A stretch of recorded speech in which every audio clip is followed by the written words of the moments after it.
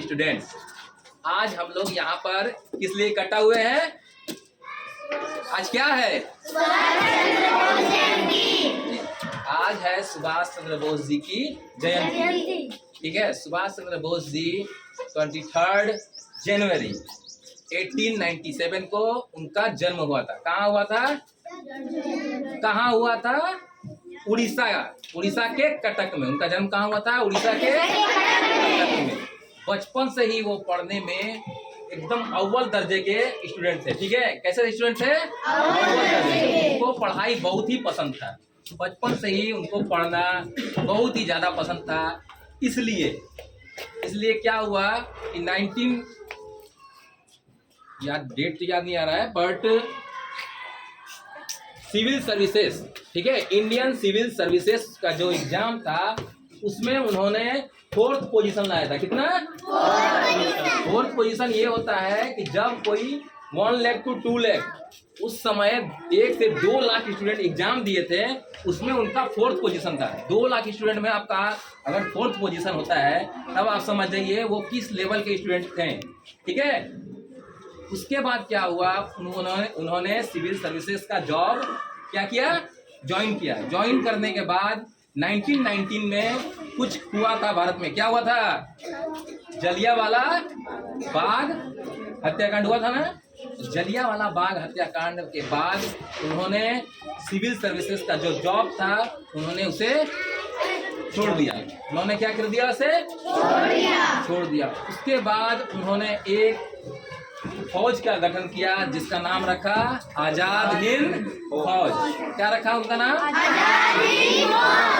आजाद हिंद फौज बनाने के बाद उन्होंने हर तरह के लोगों से सहायता मांगी। ठीक है, किस तरह के? हर तरह के लोगों से सहायता मांगी। वो गए थे इटली, हिटलर के पास। किसके पास गए थे? हिटलर ऐसा व्यक्ति थे जिसके सामने जाने तो दूर उनका नाम सुनकर लोग कांपते थे। इतना ज्यादा क्रूर माना जाता था उनको। ठीक है, लोग उनका नाम सुनकर कांपते थे। उनसे वो मिलने गए थे और हिटलर को ना सुनना पसंद नहीं था। क्या पसंद नहीं था?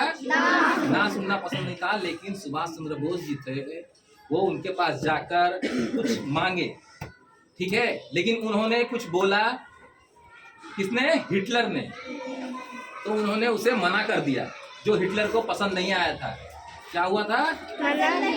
पसंद नहीं आया था। लेकिन फिर भी उन्होंने हिटलर से वो डरे नहीं और पूरा निडर होकर उनसे पूरा अपना वक्तव्य रखा, अपनी बातों को रखा, जिसके कारण हिटलर ने आजाद हिंद फौज की सहायता की थी ताकि वो हम ब्रिटिश से लड़ सके और देश को आजादी दिला सके।